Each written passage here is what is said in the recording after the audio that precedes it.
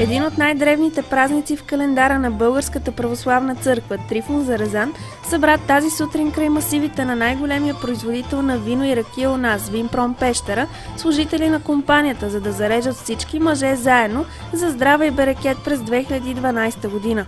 По традиция, най-висшия лозар в района пръв заряза лозето.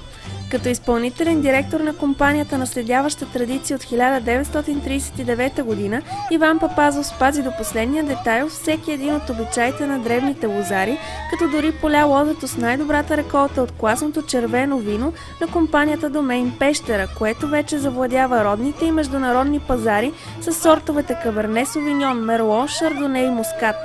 Тази пролет се предвижда да бъдат пуснати и сортовете Маврут, Каберне Фран, Сира и любимото на всички и модерно розе.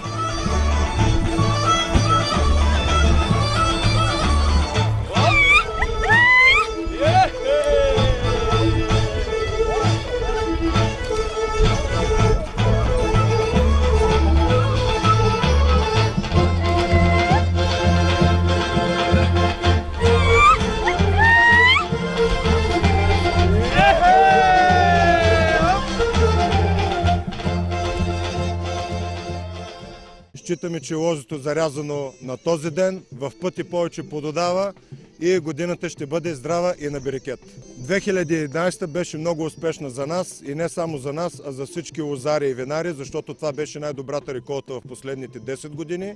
Дай Боже 2012 също да е така успешна, да имаме възможност продуктите, които произвеждаме, да ги предлагаме на потребителите, да излеземе и на световните пазари и да е успешна годината още един път за всички в бранша. Благодаря ви!